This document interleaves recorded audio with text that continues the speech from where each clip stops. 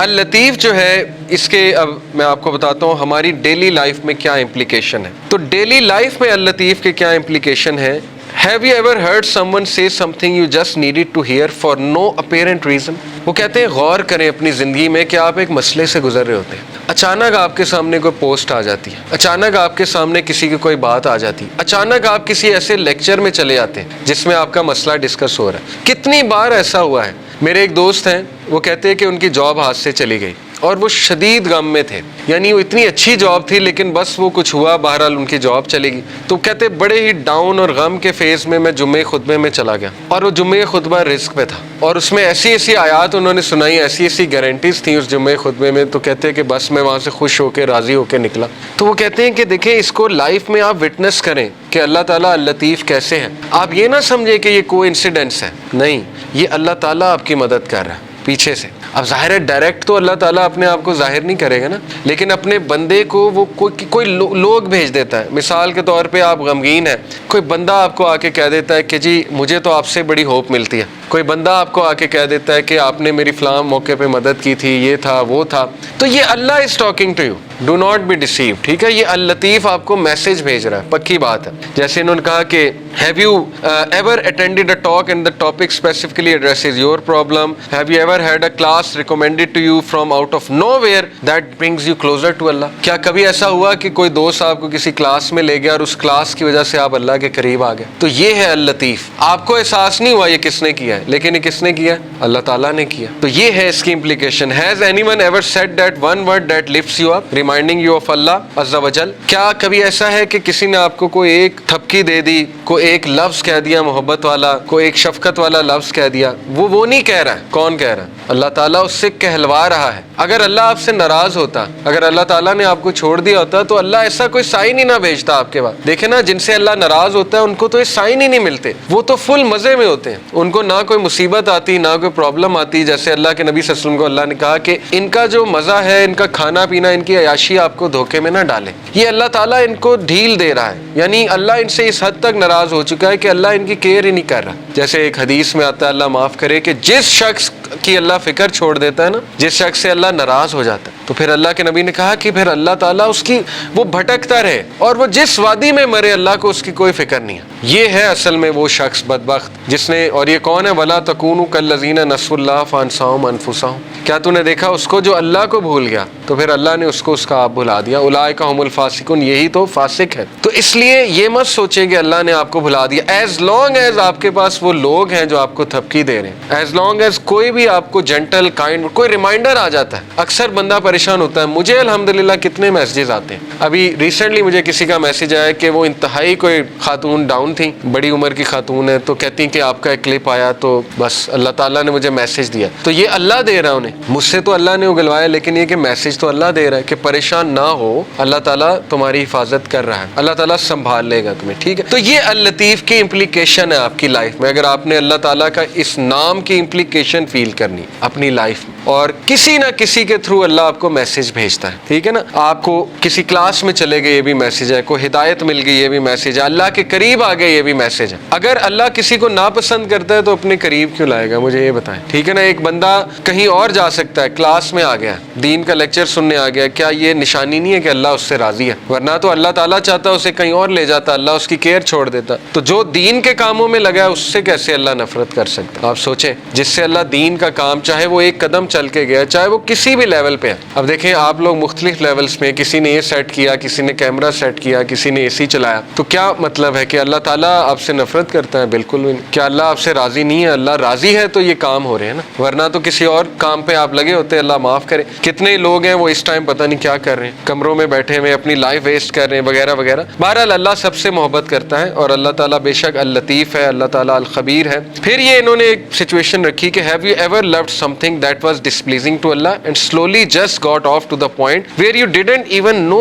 Y you ever liked it in the first place. These are the ways of اللطیف. کہ کبھی آپ نے اپنی زندگی میں یہ فیل کیا ہے کہ آپ کچھ ایسا عمل کر رہے تھے جو اللہ کو ناپسند تھا, اور پھر پتہ نہیں کچھ ایسا ہوا کہ آپ کے دل میں نفرت آ گئی اس عمل کے حوالے سے, اور آپ اس عمل سے دور ہوتے گئے, یا آپ پہ کوئی ایسا ٹیسٹ اور ٹرائل آ گیا کہ اس ٹیسٹ اور ٹرائل کی وجہ سے آپ نے وہ عمل چھوڑ دیا, آپ سیدھے ہو گئے. دیکھیں نا, اللہ کو پتہ ہے ایک بندے کو سیدھا کیسے کرنا ہے. اگر ایک بندہ گناہ میں اور وہ دعا دعا کیے جا رہا ہے اللہ سے کہ اللہ مجھے کسی طرح نکال دے اس سے, تو اللہ تعالیٰ اس کو شاید کوئی غم بھیج دے, کوئی ٹیسٹ اور ٹرائل میں ڈال دے اور وہ بندہ اللہ کے قریب آ جائے. تو یہ بھی اللطیف کی ایک امپلیکیشن ہے ڈیفینیٹلی.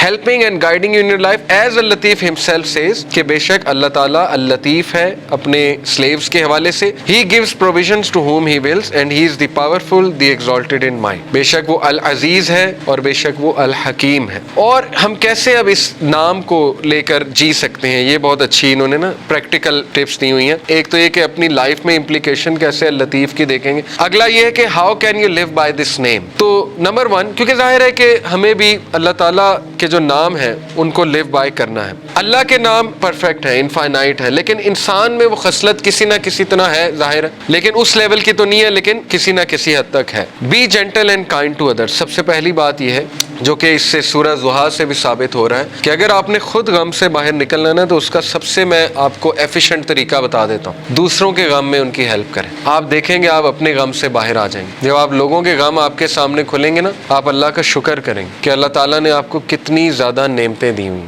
تو اپنی نعمتوں پہ بھی انسان کو نظر رکھنی چاہیے. تو بہرحال be gentle and kind to others, دوسروں کی مدد کریں, ان کے ساتھ جینٹل ہو جائیں, ان کی بس ایسے جاتے جاتے مدد کر دی, انہیں پتہ بھی نہ لگا ان کی مدد کر دی. اللطیف تو وہ ہوتا ہے نا جو پتہ بھی نہیں لگنے دیتا ہے. تو اللہ کو راضی کرنے کے لیے کسی کی مدد کر دی جاتے جاتے, پتہ بھی نہ لگا, ٹھیک ہے نا. Reflect on yourself and your surroundings. For example radio waves they can't be seen but they bring about much benefit for us. The still air which is not heavy to breathe, the change of the seasons, ripening fruits, the day flowering over into night. تو انہوں نے بتایا کہ اپنی surroundings کے بارے میں mind فل ہو جائیں, باخبر ہو جائیں, تو ہو سکتا ہے آپ کو بہت سی نعمتیں اچانک نظر آنے لگے. جو غمگین لوگ ہوتے ہیں نا, میں آپ کو ان کا ایک ایشو بتا دوں, جو ڈپریس لوگ ہوتے ہیں وہ اپنے اندر کھوئے ہوتے ہیں, ان کو صرف اپنے دکھ نظر آ رہے ہوتے ہیں. اس لیے نا ڈپریشن کی ایک سٹیج ہے کہ جب انسان سیلفش ہو جاتا ہے. یس ڈپریشن ریئل ہے, کلینکل ڈپریشن از ریئل, انسان ڈپریشن میں چلا جاتا ہے. میں یہ نہیں کہہ رہا ڈپریس لوگ سیلفش ہیں, میں یہ کہہ رہا ہوں کہ ایک خاص سٹیج پہ ڈپریس لوگ سیلفش ہوتے ہیں شروع میں, کیونکہ they are only looking with in them self, they are only looking with in them self. تو لطیف کو آپ ایسے اپنی لائف میں لا سکتے ہیں, اس ایٹریبیوٹ کو پریکٹس ایسے کر سکتے ہیں کہ آپ اپنے ارد گرد کی طرف دیکھیں, آپ کو نظر آئے گی اللہ کی رحمت اور اللہ کی شفقت نظر آئے گی, آپ کو سائنس ہو سکتا ہے نظر آ جائے, ٹھیک ہے نا. ذرا چلیں پھریں, باہر نکلیں,